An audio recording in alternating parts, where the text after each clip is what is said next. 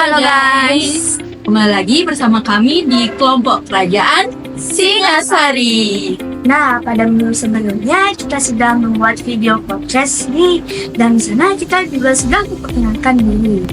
Nah, jika ada di antara kalian yang belum menonton video sebelumnya, kami akan memperkenalkan diri lagi. Perkenalkan, nama saya Nilo Dea Sukawati dengan NIM 23110311025 dan teman-teman saya. Perkenalkan, saya Gustian Lukas Saksi dengan NIM 2310311029 dan rekan saya. Perkenalkan, saya Niputi Jiwani Karyani dengan NIM 23110311042 dan tetap saya. Dan aku Niko Mangacara Triweda dengan NIM 2311031391. Nah teman-teman, dilihat dari latar belakang di sini, apa kalian tahu saat ini kita ada di mana? Di mana yo? Yap, benar sekali. Saat ini kita berada di Masjid Agung Jami Singaraja. Nah, tonton video untuk melihat cuplikan selanjutnya. Nah teman-teman, apakah kalian mengetahui bahwa Masjid Agung Jami merupakan masjid tertua dan yang paling bersejarah di Bali? Nah, masjid ini terletak di Singaraja, tepatnya di pesisir utara Pulau Bali. Pada masa kolonial Belanda, tempat ini merupakan pusat pemerintahan, pelabuhan, dan perdagangan yang ada di kota Singaraja. Islam pertama kali hadir di Bali melalui jalur perdagangan. Singaraja yang terletak di pesisir utara Bali menjadi salah satu pintu masuk bagi para pedagang muslim dari berbagai daerah, terutama Bugis, Jawa, dan Sumatera. Pada abad awal ke-19, terjadi migrasi besar-besaran pedagang dan pengrajin muslim ke Bali, yang kemudian menetap dan mulai membentuk komunitas muslim di daerah Singaraja. Masjid Agung Jami Singaraja didirikan pada tahun 1846 oleh para pemeluk Islam yang menetap di Singaraja. Pada masa awal, masjid ini dibangun dengan bahan-bahan sederhana seperti kayu dan atap dari alang-alang. Meski bangunan masih sederhana, masjid ini sudah menjadi pusat ibadah dan pendidikan bagi komunitas muslim di wilayah itu. Komunitas muslim di Singaraja sebagian besar berasal dari suku Bugis, Jawa, dan Melayu, memainkan peran penting dalam menjaga keberlangsungan masjid ini. Apa kalian tahu teman-teman? Masjid Agung Jami ini pernah dilaksanakan renovasi pertama pada tahun 1937 pada saat warga masyarakat muslim sedang berkembang di sini, terutama oleh tokoh-tokoh muslim setempat. Mereka menggunakan bangunan dengan yang lebih kuat seperti menggunakan batu bata dan semen, sehingga bangunan menjadi lebih kuat pada saat renovasian.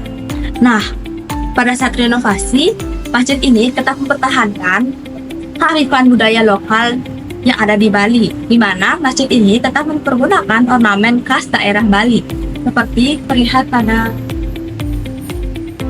ini, langsung menggunakan ornamen berupa tanaman dan bunga-bunga.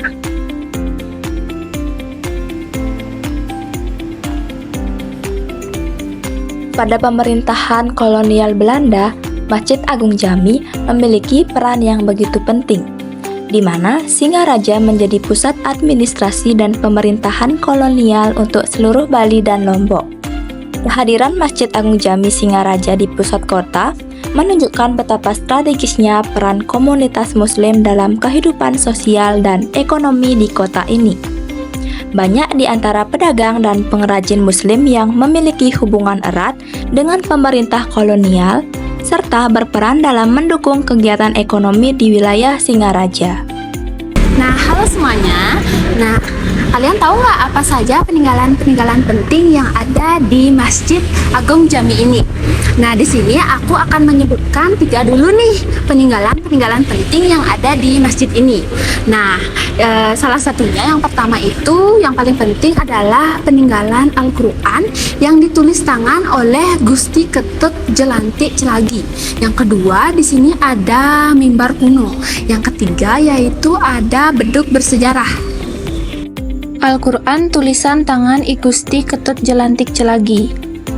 Al-Quran Tulisan tangan yang disimpan di Masjid Agung Jami Singaraja adalah karya I Gusti Ketut Jelantik Jelagi dari keluarga Raja Panji Sakti VI. Penulisan ini terjadi setelah Perang Saudara di Puri Buleleng saat Ketut Jelagi mencari perlindungan di masjid. Haji Muhammad Yusuf Saleh, imam pertama masjid, mewajibkan muridnya menulis Al-Quran sebagai ujian akhir. Ketut Jelagi menggunakan kertas impor dari Eropa dan pewarna alami untuk menghiasinya. Al-Quran ini dilindungi dalam wadah kaca dan digunakan untuk tadarus di bulan Ramadan. Mimbar kuno. Salah satu peninggalan bersejarah di Masjid Agung Jami Singaraja adalah mimbar kayu yang sudah ada sejak awal masjid ini berdiri. Mimbar tersebut dihiasi dengan ukiran khas yang menunjukkan perpaduan budaya Islam dan lokal Bali. Mimbar ini hingga kini masih digunakan oleh imam masjid saat menyampaikan khotbah Jumat dan acara-acara keagamaan lainnya. Beduk bersejarah. Beduk besar yang ada di masjid ini juga merupakan peninggalan penting. Beduk tersebut merupakan salah satu alat tradisional yang digunakan untuk menandai waktu sholat, terutama sebelum azan. Hingga sekarang, beduk tersebut masih digunakan, mempertahankan tradisi Islam Nusantara yang khas. Nah, teman-teman, tadi Aca sudah menjelaskan 3 peninggalan benda bersejarah di masjid ini. Dan saya di sini Ayu Prasetya akan melanjutkan membahas mengenai 2 peninggalan bersejarah lainnya. Nah, peninggalan selanjutnya yaitu ada arsitektur tradisional dan kaligrafi kuno. Nah, apa sih itu? Yuk, kita simak video selanjutnya.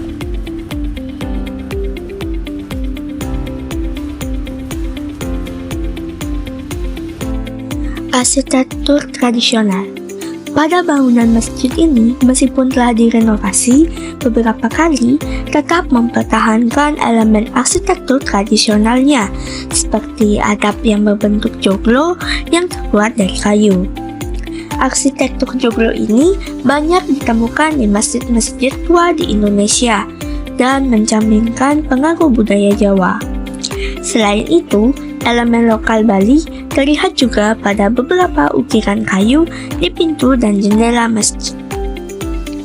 Kaligrafi kuno. Di dalam masjid terdapat beberapa karya seni kaligrafi kuno yang dipajang di dinding masjid. Kaligrafi ini menggambarkan ayat-ayat Al-Quran dan menggunakan gaya tulisan yang menunjukkan pengaruh kesenian Islam di Jawa dan Bali.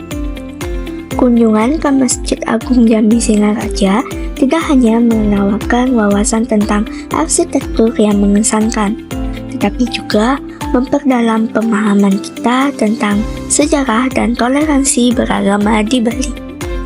Masjid ini dengan desain unik yang memadukan elemen Bali, Cina, dan Arab, berfungsi sebagai simbol persatuan antara umat Muslim dan masyarakat lokal yang mayoritas beragama Hindu. Sejarah masjid ini mencerminkan perjalanan panjang penyebaran Islam di Buleleng, yang dimulai dari kedatangan para prajurit Muslim dan pedagang. Di sini, kita menyaksikan bagaimana akulturasi budaya dapat menciptakan harmoni di tengah keragaman. Melalui berbagai kegiatan keagamaan dan sosial, masjid ini menjadi pusat interaksi yang melibatkan berbagai komunitas, memperkuat nilai-nilai, saling menghormati, dan kerjasama. Pengalaman di Masjid Agung Jami mengingatkan kita akan pentingnya menjaga kerukunan antar umat beragama. Di tengah tantangan zaman modern, semangat toleransi dan kolaborasi yang terlihat di sini menjadi teladan yang inspiratif. Kita belajar bahwa perbedaan bukanlah penghalang, melainkan jembatan untuk membangun persatuan yang lebih kuat dalam masyarakat yang majemuk.